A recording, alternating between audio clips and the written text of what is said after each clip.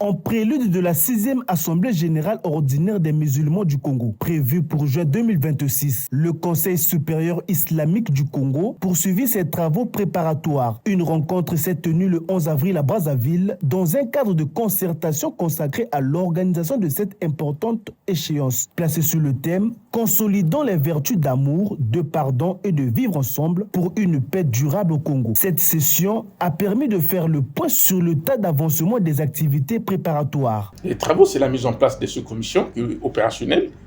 Chaque sous-commission doit travailler pour nous présenter le travail. Par exemple, vous avez le problème de notre cimetière, vous avez le problème, par exemple, du pèlerinage, vous avez le problème, par exemple, des mosquées. Tous ces problèmes-là, il y a des sous-commissions opérationnelles qui doivent travailler et nous présenter afin qu'on adopte ensemble, on envoie dans les 15 départements pour que ceux qui vont quitter les départements viennent et nous aurons 2 ou 3 jours dans une salle où nous allons choisir pour que l'Assemblée se passe très bien. Il y a beaucoup de choses qu'il faut revoir également au niveau de nos textes fondamentaux. C'est ce qui nous a poussé, après réflexion, d'écrire officiellement à nos autorités et voir comment aller de façon conjointe, de façon serrée, jusqu'à l'aboutissement, je veux dire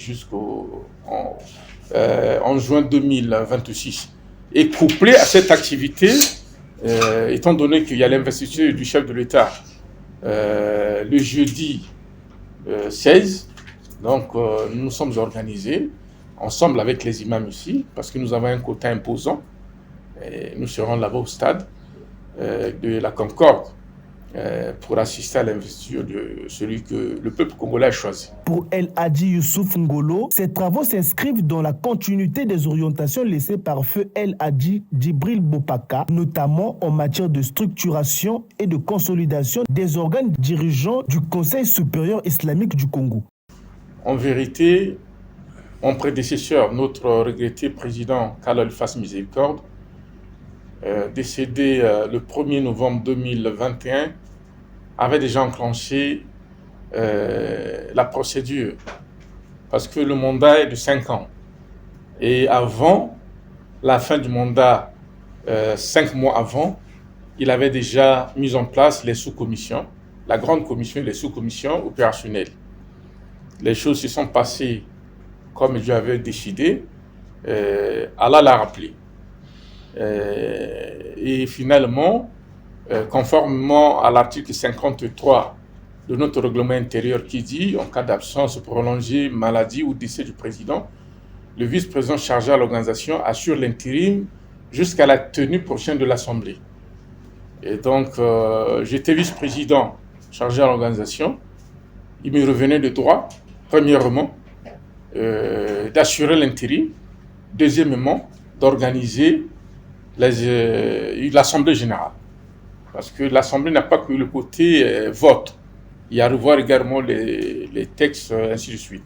Le représentant du ministère des Affaires sociales et de l'Action humanitaire a salué la contribution de la communauté musulmane aux efforts de promotion de la cohésion sociale et du vivre ensemble en République du Congo. Vous savez, qu'est-ce qu'on peut souhaiter d'abord que, vous savez, on a parlé de paix, de fraternité et de solidarité, parce que vous savez que l'islam parle beaucoup de solidarité.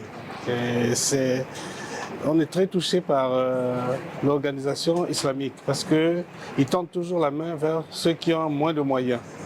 Et nous, comme ministère des Affaires sociales, vous voyez, nous sommes tout de suite intéressés par ce qu'ils font. Et donc le souhait, c'est qu'ils continuent à faire ce qu'ils font.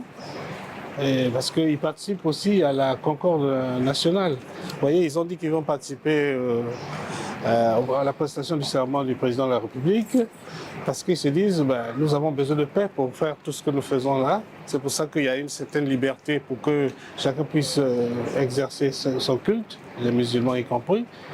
Et donc, il faut toujours encourager ce qui va dans le sens de la paix. Au terme des travaux, les responsables du Conseil supérieur islamique ont réaffirmé leur engagement à assurer une forte mobilisation des fidèles musulmans lors de la cérémonie d'investiture du président de la République, Denis Sassou Nguesso, prévue le 16 avril prochain.